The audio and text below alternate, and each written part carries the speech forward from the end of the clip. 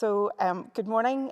It's great to be here with you to have this seminar about learning from our history, lament, forgiveness, and shalom. And this whole week in New Horizon has been about being a people of peace. But what does that mean for us here in Northern Ireland with our complicated history in our centenary year? In light of our troubles, what does that mean for us here? And so this seminar, we're going to be looking at really experiences of living in this place and the importance of subjects like lament, forgiveness, and shalom as we strive to be followers of Christ, not just pursuing an absence of conflict, but also what does true restoration and reconciliation mean with God and with each other? What does it mean to live in the shalom of God? So I'm delighted to be joined this morning by Father Martin Magill and Diane Holt and Reverend Tony Davidson. But before we get into the seminar, let me just pray. Heavenly Father, God of peace and shalom, thank you for the opportunity to take time to reflect together this morning on what it means to be truly reconciled to you and to each other. We recognise that as a society, we haven't often done this well. And so as we seek to learn from one another, we also ask for your forgiveness. We pray that you would guide our conversation and that your name might be glorified and your kingdom brought a little closer. In Jesus' name, amen. So, Martin, perhaps you just tell us a little bit about yourself and then we'll move to Diane and Tony. Okay. My name is Martin Magill. I'm parish priest in St John's Parish on the Falls Road, and I've been there for the last 4 years. Thanks, Diane. Hi. I am the director of Thrive Ireland, which really is an organisation that was birthed out of Tear Fund. So we are supporting churches to engage in their local community and also supporting leaders, really journeying with them, particularly those who live in areas of socioeconomic deprivation, and also involved with peace and reconciliation. It really comes from the 15 years I spent in community and also working with Tear Fund in Africa. All the learnings come from there. Brilliant. And Tony? Hi, I'm the minister in First Armagh. I've been there for 27 and a half years. I've been involved in peace and reconciliation, I suppose, all my ministry through different stages, through the Troubles, peace process to now. A few years ago, I chaired the task group on dealing with the past, which produced this book, Considering Grace, written by Gladys Gagnon and Jimmy Johannes, and I now convene the Peace and Reconciliation panel. Great, so loads of different experience in the room this morning, but Martin, maybe if I start with you and this idea of lament, and that's not a word that we talk about a lot, I don't think, as Christians, even though it's in the Bible a lot, and so in the context of our troubles and our country, what does that mean and why is that important for churches to be considering? I was about to say, I don't think it's a word that we've talked about very much. I think it's a concept that we need to understand even better. I'm very grateful, especially over the last 6 months, or particularly over the last number of months, to have come across a Methodist minister, originally from here, was ministering in Shankill Methodist, and that's Dr. Mark Charles, who's presently in the States, and whose doctorate is actually in lament. And certainly some of the thoughts that I'm going to share with you in the course of this time together have been influenced by Mark. Lament, in many ways, is really the expression of our deepest feelings of loss, of anger, of pain, even at times hatred and bitterness. And I suppose when I've been thinking about it, a sense of that we allow ourselves to be vulnerable, and I want to come back to that in a moment or two. You quite rightly say it's very much in the scriptures, in the Hebrew Bible. 1/3 of the Psalms, of course, when we're thinking about lament, we will automatically think about the likes of the Psalms. And there's that sense of, as individuals, lament, complaint is brought to God and by whole communities. And that really is telling us something. It's telling us something that we haven't really brought into our whole experience of church, of faith, and expressing that in public life. But the whole idea of being able to bring ourselves completely as we are, our whole selves, our whole experiences before God, and even the parts of ourselves we prepare to hold back, they invite us to be honest, can I share just a couple of verses from Psalm 69, just to give a sense of the depth of some of the feeling. Save me, O Lord, for the waters have come up to my neck. I sink in the miry depths where there is no foothold. And then it goes on. My eyes fail looking for my God. And that whole sense of the honesty of that, sometimes there's a sense in which we feel as if we have to almost present ourselves as if we've got our whole act together, and yet the Psalms give us the opportunity to be really honest about ourselves, to be able to express pain. That's very much part of it. Questions, doubt, anger, and even rage. But it doesn't stop there. And this is the really important thing, because we're people of faith, is that it goes the full circle and it comes back to a sense of being able to express great faith in God as we've actually worked through that whole process. Thinking about lament, I want to think about why we find it so difficult. I said I want to go back to the idea of vulnerability. It's my experience that for a lot of us as human beings, we don't do vulnerability well. That once we're into that sort of space, we become very defensive, and yet in lament we'll have the opportunity to be vulnerable before God, and we see that in the psalmist. I think part of the difficulty that we find with lament is the fact that in church we have certain ways to behave. We're for the most part very well mannered. I say for the most part, very well mannered. We're well behaved. We're very reserved.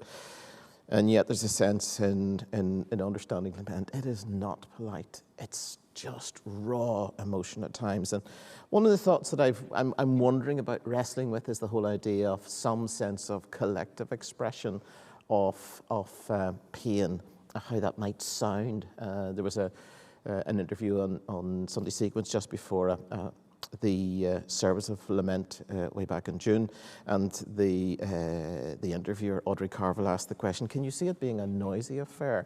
I think that's part of our difficulty, because we are so reserved.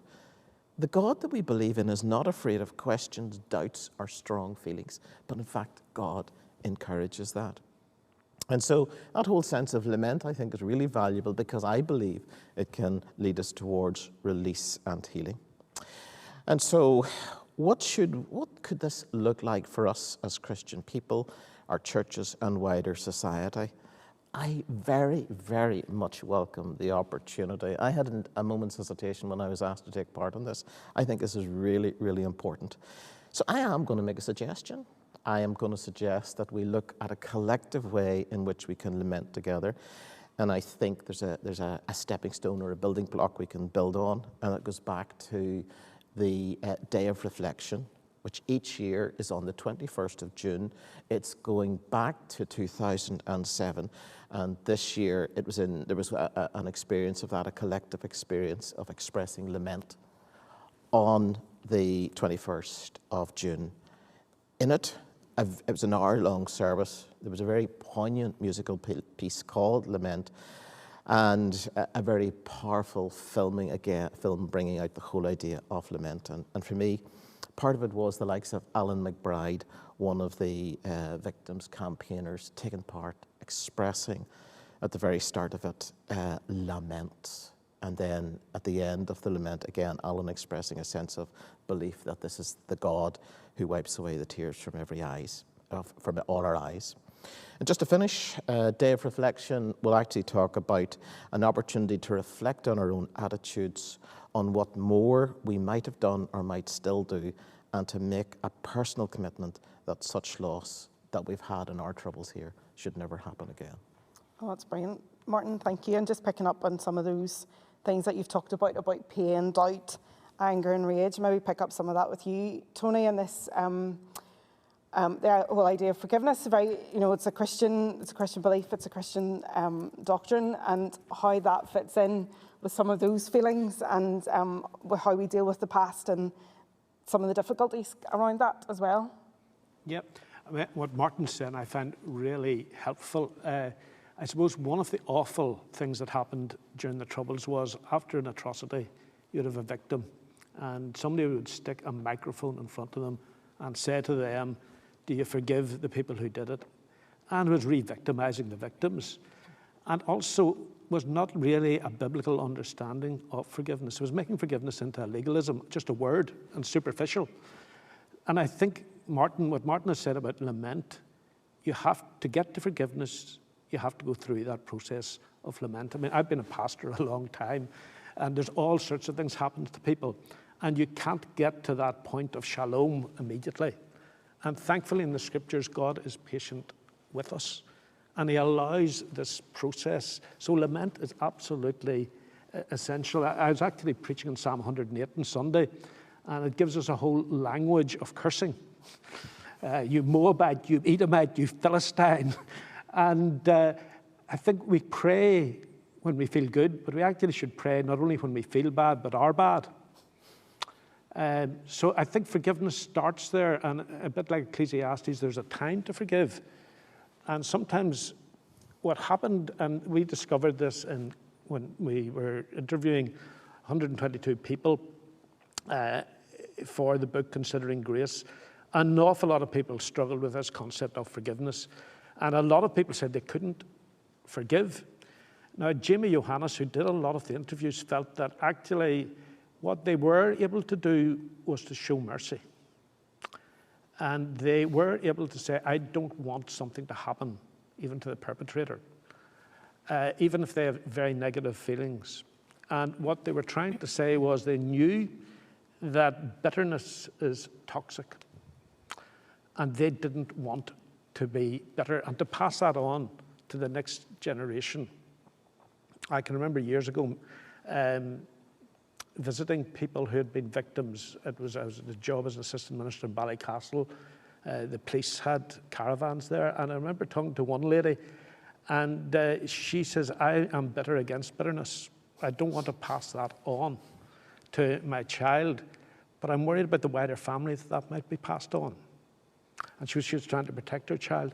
Sometimes people can't get to the point where they see the person who did it, and they know that that would bring back toxicity, so they need distance and time to get to the point of forgiveness. I think, and Presbyterians are particularly, and I think evangelicals all, are very individualistic. We come to Christ as ourselves, and I think we tend to we think of an individual person who's the perpetrator.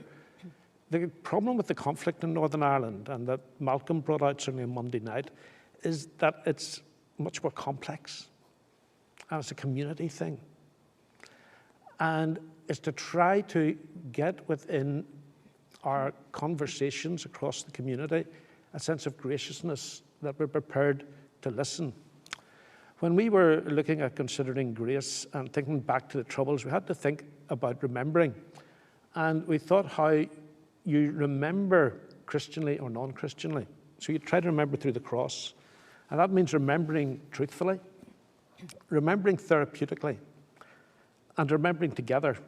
So it's very important that I have conversations across the community with people so that we share their memories and try to work out how does that belong to the bigger story. And then, and I'm sure we'll come back to this, remembering the future as well. Thanks, Tony. And I think, Diane, if we move on to you and thinking about this concept of shalom and what that means, because a lot of what Tony was talking about was about dealing with the past, but shalom's almost that remembering for the future, building for the future. And you have experience of other places in the world who've also experienced conflict, and what lessons that we can learn from them. Would you like to share a little bit about that? Well, I mean, before I even do that, thank you, because I mean, we've been wrestling with these things. I remember a conversation previously with Martin about lament and how our communities desperately need to understand how to do it, because they're crying out for it. But I mean, I suppose people tend to think of shalom just as this sense of, it's about peace, when in fact it's actually a really dynamic word, and it's, as Tony was saying, how God intends things to be. It's the reconciling and the restoration of our relationships with God, with each other, and with all of creation. And, and I think at the heart of that it's the fact that relationships are a part of it. We used to joke when I worked in community and arts, it'd be great if it wasn't for the people, but that's, the reality is, relationships are the key. And, we are part of a people who are bringing people back into a state of harmony and well-being and helping to reconnect them. So the community part is really important, and maybe some of the issues, and having worked in Newtownards in a very Protestant loyalist community, it's a very individualistic community, and our faith, is very individualistic. It lacks sometimes that community focus and engaging with each other. And the other thing that I'd say, and I mean, I will go on because it'll come out naturally in the conversation, but we're all called, Jesus was called Emmanuel, Prince of Peace. And it's a lifestyle. We're called to be, not to do. And therefore, everything about me and my attitudes with other people, no matter who they are, that's what enables us to journey alongside and be with people. And never mind the context of Northern Ireland, me as a white woman going out and working alongside people who are working in equally broken communities in places like the Democratic Republic of Congo, Rwanda, I am the colonial white woman. How do I establish relationships of trust to enable and journey alongside and with people? And so the learning around that is huge, because we need to learn how to just engage with people because they're people, no matter who they are. And it takes a long time to build relationship. And therefore, it takes a long time to heal. So we need to model reconciliation in our own lives before, we can really help others. And that is, we tend to think about this idea of peace and reconciliation in the Northern Ireland community in some way, but actually it's about our families, it's about our churches, it's about our own small communities and streets. And we all know the broken relationships there. And actually, there's been some really interesting learning that I was working alongside an inspired individual from Tear Fund in Kenya, who was working in some very difficult slum areas. And those people were not ready to reach out into the community because they had really bad marriages, really paternalistic, treatment of women. They had relationships that were broken between brothers. And until they began to realize, actually, we need to work on those. They then discovered what reconciliation meant, and so they wanted to go out and enable other people to learn about it. And then going back to Tony, you were obviously reading my thoughts, because it's so complicated. It is so complicated. You really need to understand your specific context. You can't just go in there. It is complicated, and you need to look at the root causes. It's not just about the superficial stuff that you see, which is what we tend to be dealing with. It's a bit like that idea of, the consequences which are up in the leaves of a tree, if we think about it as a tree, the trunk being the problem in them. But what are the root causes that cause this? How do we find that? And listening, building those relationships and listening is so important. You can tell I'm a practitioner, can't you? But actually, I've also discovered, and again, we need to humble ourselves and pray, because prayer, if we don't do what we do with a prayerful heart and attitude, then how can we be successful? So, I mean, yes, I'm sure I'll be talking about Rwanda and some of the models they've used there and what we can bring as our learning, but those are the things that I'm sort of both taken from my African experiences, but also my Northern Ireland experiences. No, that's really, really helpful, Diane. And I suppose maybe Tony, to pick up something that Diane was talking about, is kind of we're all called to do this in our own lives, and often this type of thing isn't readily seen as part of Christian discipleship. And just why do you think that is, and how do we start to turn that tide a little bit as well? Yeah, I think within church circles, often people think of discipleship as something that I do. So that if I get this list of things and I do these, I then become a disciple. But the word means learning, and the word is about being. And it's about, I think, I often think that if you think of Northern Ireland, if you were somewhere else in the world, or a Martian looking down at us, and said, how are you getting on with discipleship? It's only people in Northern Ireland who wouldn't see this. Everybody from outside would say, well, what's the main problem in Northern Ireland? I mean, what's that word, two words associated with? It's associated with the fact that there are two groups who don't get on here. So I think in terms of our witness to the whole world, wouldn't it be great, as Malcolm said, that people look at Northern Ireland and they see something different. They see shalom. But I think it goes back to this individualistic way of looking at things, and also a failure to look at the whole of the Bible, and a failure to look at those pictures from Isaiah about lions and lambs lying down together. That future can become our present.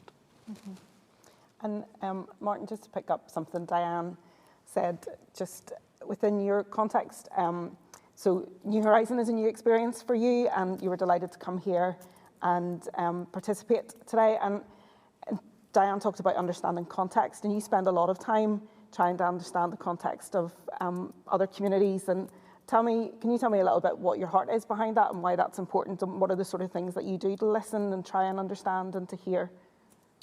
Well, I really want to go back to a word that Tony used a moment or two ago, which is the word witness. And I think I can now trace it back. I think I can trace my interest in this back to an experience I had.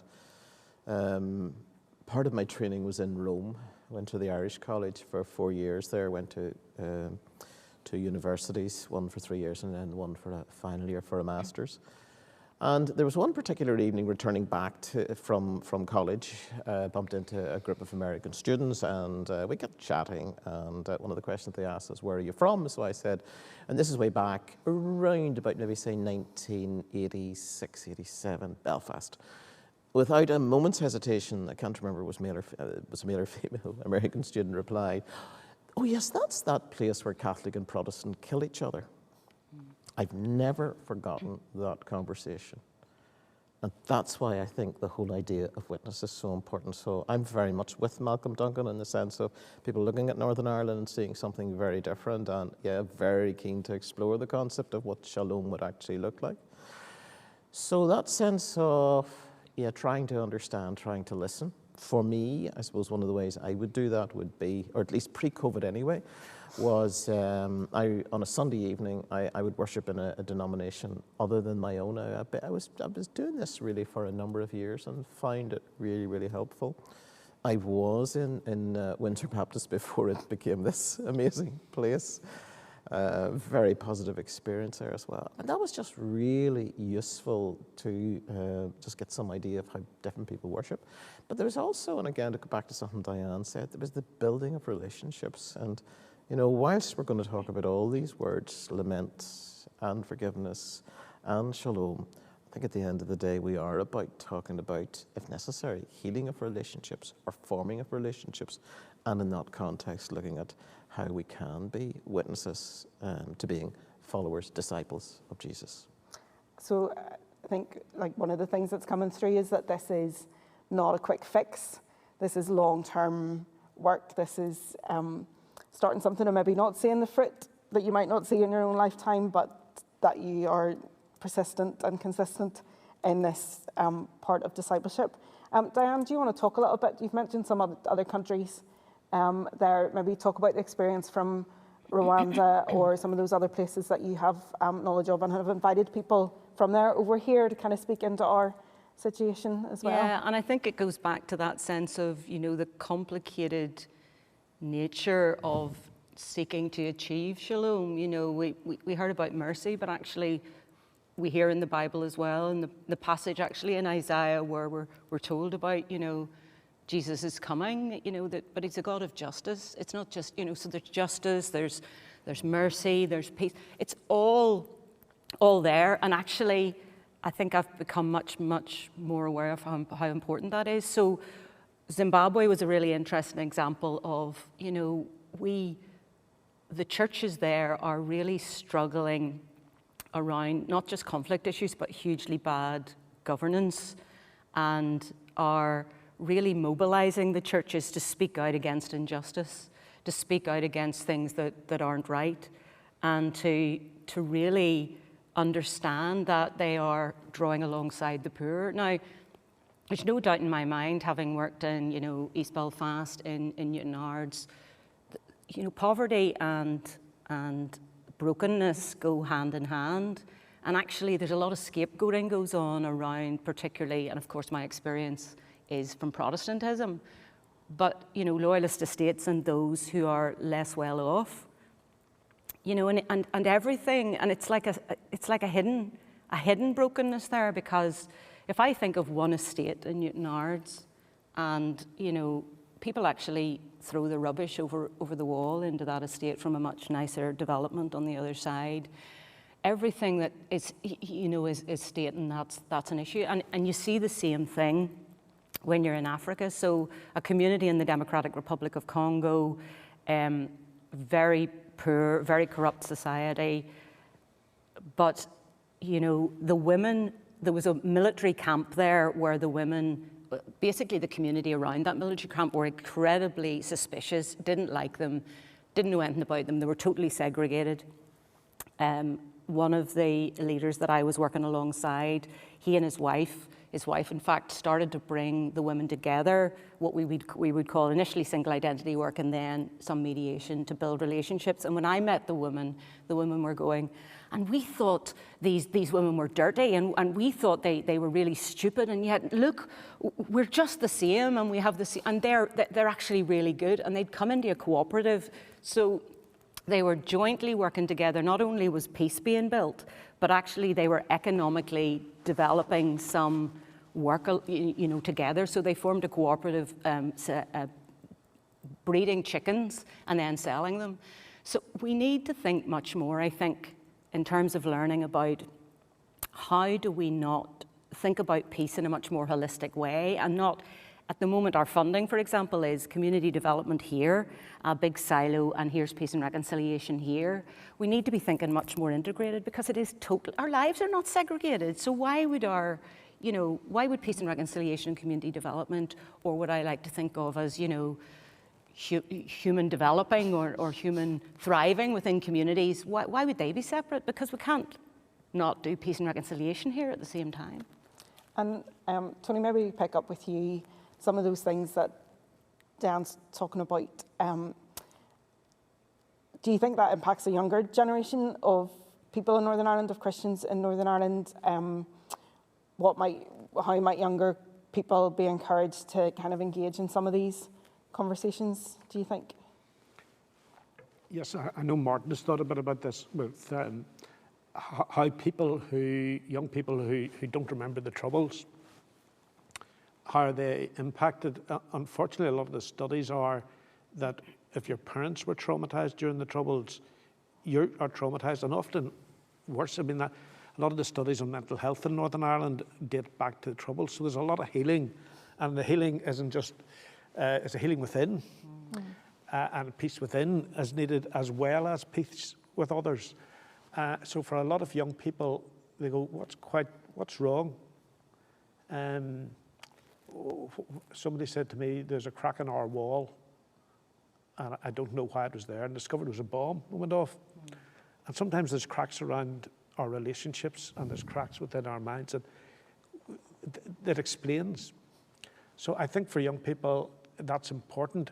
But I think, and this is a quotation from this book Sue Divan wrote, Guard Your Heart. Sue grew up in our church in First Armagh.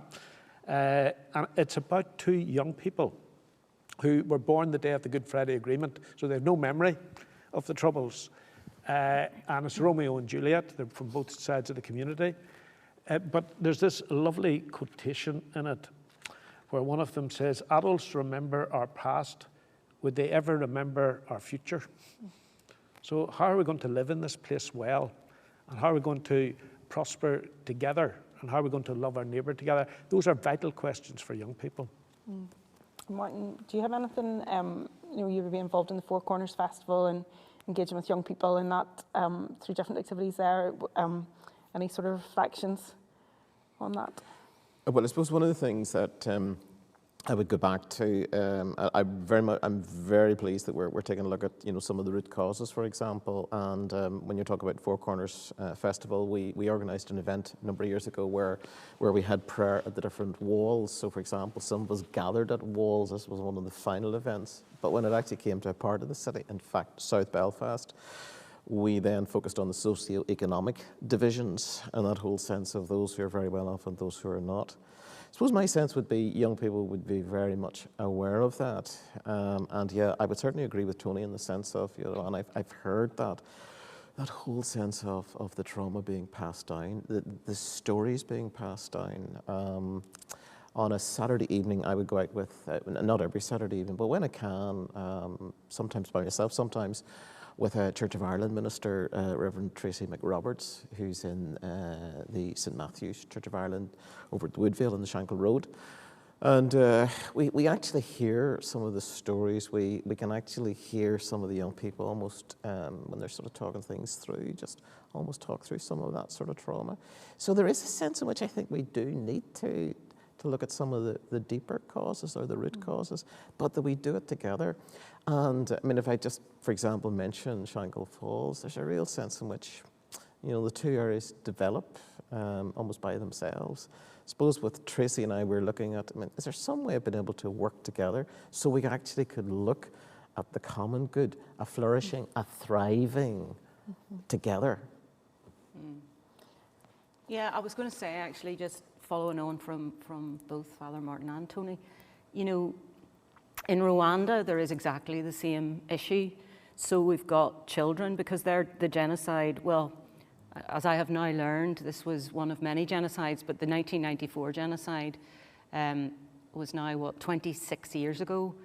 And of course, there are lots of children who've grown up. And with the current Rwandan government is very much, they have 100 days of remembrance every year, which starts, and that's basically how long the genocide lasted in 1994. So from the 7th of April into the 4th of July, and it's an opportunity. So it's like a top-down thing, but it's also a bottom-up thing within the community where people remember. But the message is very much, we are neither Hutu nor Tutsi, we are Rwandan. That's the message that's put out. But actually, in reality, people are still Hutu and Tutsi. And in your house, the children are then with their parents learning and finding out a little bit more. But people often, they lost huge swathes of their family. I mean, it's just absolutely horrendous. But actually, a lot of the perpetrators and victims together who've been working with one of my leaders in Rwanda are going into schools now to jointly tell their stories. And children are queuing up because they want to know what went on, because they don't either, they're not, it's too painful, or they're getting it in other ways from different behaviours, which, are because of brokenness and hurt.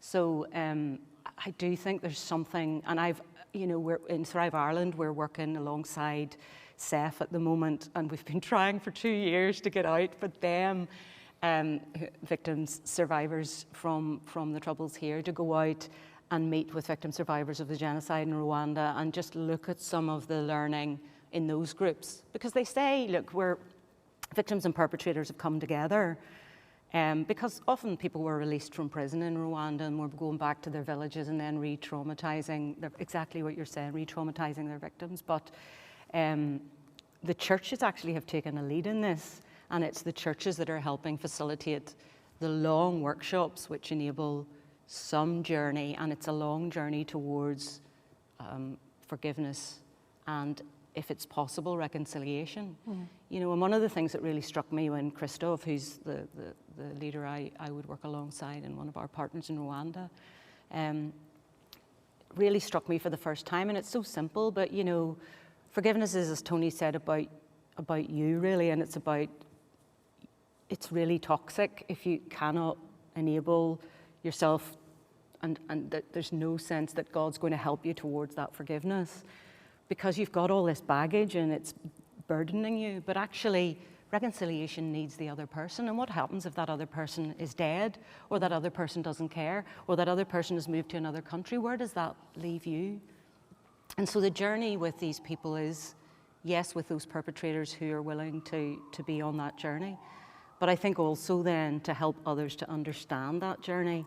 And the other thing, again, I was talking about before, it's not just that they come together, but there's an economic development side of that as well in this Cow for Peace. It's called Cow for Peace. So the family of the victim, is really given a cow to look after, and the first calf is given by the victim to the perpetrator's family, and both families together look after the cow and build relationships over the long term through that very important functional helping me thrive and develop in my own economic existence.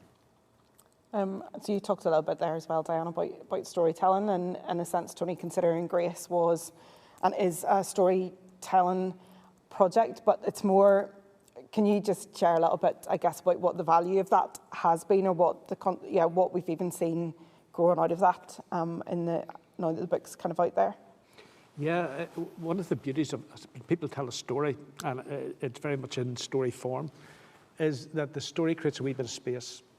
And what we found very powerful, even in liturgy, is to read one of those stories and to feel the pain. And actually, just before lockdown at Four Corners Festival, Martin very graciously invited us up to the Falls Road, and I read a story there about RIR man who'd been killed in County Armagh on the Falls Road, which was an extraordinary thing. And to hear people empathising into that situation. It was also just after the death of Seamus Mallon, who wasn't able to come, and I had taken part in his funeral service, and to share some of the stuff around Seamus as well. So I think we've actually produced some material on this that can be used in local congregations, and not just for Presbyterians. And it gets, when you hear one story, you go, oh, my story's a bit like that. So you start to share your story. And we found not only did we share the stories in this, we asked people to take a little bit of time and to share their story. And to get that out, the story becomes a lament, Martin, as well, to some extent. The thing then that is really challenging is to do that together, because this is about Presbyterians and their experience of the Troubles. I need to hear stories from the other community, and that's a discipline that we have to continue, and is a challenge for the future. And Martin, just thinking about that, so acknowledging that, for example, you and Tony coming as clergy, but with different understandings of theology, but how important is it to try and find some common ground on this issue, and why is it important for churches in the public square to be talking about this? So in terms of as an issue, to be able to, when you go back to the remembering together, absolutely key. I'm just very conscious. These last few days have been quite difficult. They've been very painful to watch in social media from Sunday. The Deputy First Minister tweeted about Tom McElwee, who was one of the hunger strikers, died after 62 days. This was the 40th anniversary of his death on Sunday. And she finished it with words in Irish, Fuair sé bás, ar son Saoirse na hÉireann, which translates, he died for the freedom of Ireland. But there was no reference whatsoever to the wider context. So the likes of, he had been involved along with some colleagues in planting bombs in Ballymena, fire bombs in Ballymena, one of which killed a 26-year-old woman called Yvonne Dunlop, the mother of 3 children, in her own shop. And then just watching that reaction, so it's very, very clear for us at this time, this is a hugely important issue. And that whole sense of remembering together, how do we do that? So the likes of, for Tom's family, obviously a very significant day for them. But there's the wider context, and we keep bumping up against that. I know, for example, say the likes of the Shankill bombing, but we could take so many different examples of remembering, and remembering for us is a really difficult word. But how do we do that together? I think is quite significant. And the likes of churches, I happen to believe churches have a valuable role in this, and there's the key word, sanctuary. And again, if I could go back to an experience that we've had in Four Corners Festival, and we found in the very early stages, we put on events. We then had a Q&A, a question and answer session, and before we knew it, people were telling their stories. So we realized we had to respond to that in some way. So the likes of a church, and you mentioned the likes of the parish hall there, Tony. It was a very powerful evening. I hadn't read the book at that stage. I've now read the book. It's a very, very powerful read, and I would suggest there's a paradigm, there's a model there for some of the other denominations to work with. And I suppose one of the challenges I would love to throw out to churches generally is we have a lot of really good resources out there. And hopefully, please God, I know there was prayer beforehand, you prayed as well at the very start of this, Karen. Please God, this could be a resource as well. But it only can really be a valuable resource if we decide we're actually going to take this and do something with it. So the likes of the work that's been done, how do we build on that rather than reinventing the wheel time after time after time? And Diane, again, just from your understanding and knowledge from different parts of the world, that role that churches have speaking into society on issues like this, why, from your perspective, is that important? Yeah, I mean, in Rwanda, again, the storytelling is hugely important. You know, maybe we know it by testimony here. Maybe it's a language thing that we need to think of, but actually I think storytelling is probably more helpful in some ways. I remember when I was in Rwanda for the very first time, and we like lemons, all the white people were sitting at the front in white plastic chairs of this church full of victim survivors, feeling so inadequate. But also the fact that one woman stood up and she had walked quite a way to be there, and it transpired actually, because our translator worked for Tear Fund, that she'd never told her story before, but she wanted to. And we were there to hear it, and it was awful. But for her, it was really important to tell. And, you know, we facilitated recently a series of webinars called Encounter, Thrive Ireland again in partnership with SEF. And I do think the church has a role, Martin, to enable particularly victim survivors, because it seems to me that they're almost having to advocate for themselves half the time. And we need to be there to listen, to understand, and to, you know, help them in this difficult and unjust circumstance.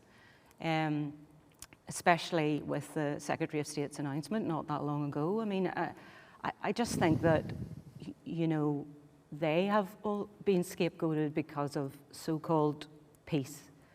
And actually there's a gap in terms of how they've been enabled and facilitated. And, you know, I would like to see the churches understanding more, because it was interesting, some of the things are not on purpose. You know, some of the things that happen aren't on purpose. Maybe a minister in the Presbyterian context, for example, moves on to another church, or it happens in another context, and then they don't know the story or the history of a victim survivor within that congregation, and then that can be extremely painful. So, you know, I think we need to understand, it's almost like we try to sanitize ourselves against it because it is painful, but it is part of all of our stories. And, you know, if I even think, and I was someone who grew up, you know, born in 1964, moved out of Belfast in 1969, and so was relatively untouched, except that I saw the television every day, except that, you know, I remember walking into university in Wales for the first time into a shop and lifting my arms up and then being very embarrassed that nobody was going to search me. So there's something not normal about that. But having said that, you know, we have still got the ability to pass stuff on to our children. So I think all of this is not separate, but holistic. And this idea of shalom really encompasses all of that. And at the risk of leading us into a whole other conversation, maybe briefly, Tony, Diane mentioned referred to the announcement from the Secretary of State back in July about plans for what I've described as a statute of limitations, and almost drawn a line for them under the past. And yeah, just wondered, do you have any brief reflections on that before we wind things up? Yeah, I think Psalm 85 talks about how peace and truth and mercy and justice all embrace. And if you have one without the other, they start to slip. And so when you're trying to think of how we're going to deal with the past, in a sense, just to forget is not going to particularly work. Now, how you work all that out is very, very difficult. But it has to be a process to go back together. And I think that's the problem with the present process, is that one particular party, the United Kingdom, has gone off and said, this is what we're going to do. Whereas this was part of a process that involved the Republic, involved all the political parties. So that's why obviously the other political parties aren't happy with that, and quite rightly so. There does have to be mercy, but it has to be balanced with the justice, and maybe this is a way of getting to the truth. So yeah, it's going to be a difficult process. Thanks very much. And I think we're probably coming towards the end of our time. I think we could probably talk for another hour or so about all of those things. But so it's just as we finish and reflecting on our conversation around lament, forgiveness, shalom, and being a people of peace, I wanted to ask each of you if you have a sentence or a word or a phrase that you would just like to finish with, or I don't know, just as a summing up or as a challenge or reflection. Martin, if I come to you first. Yeah, mine's going to be a challenge. So to those of you who are watching this, and please God, you've found something that really has stood out for you. Maybe it's a word, maybe it's a phrase, maybe it's an idea we've talked about. So I just want to leave you with a question and a challenge is, well, what are you going to do about it? Great. Tony? Yeah, to perhaps continue, Martin, who are you going to talk to? Can you have a conversation across the divide? Can you give this book to somebody across the divide and say, could you read it and we'll have coffee in a couple of weeks' time? Would you like to give me a book and I'll read it? Where can you go with this? Who are you going to talk to? And are you going to move beyond your comfort zone a wee bit? Diane? Yeah, and who is your divide?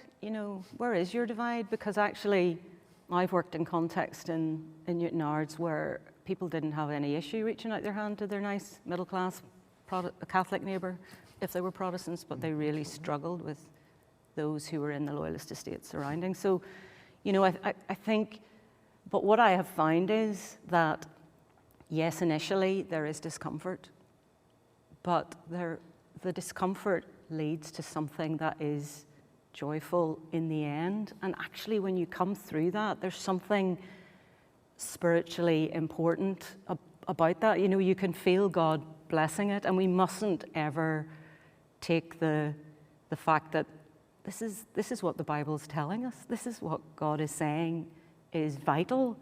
He sent Jesus as the Prince of Peace, the wonderful Counselor, the mighty God, and we are his people, and therefore we are the instruments that he wants to use. So I take those challenges totally. So how is he going to use you? Brilliant. Is my challenge. Thank you. Tony, Diane, Martin, thanks very much just for your thought-provoking input into the seminar. And the challenge really for us all to be people of peace. So thank you.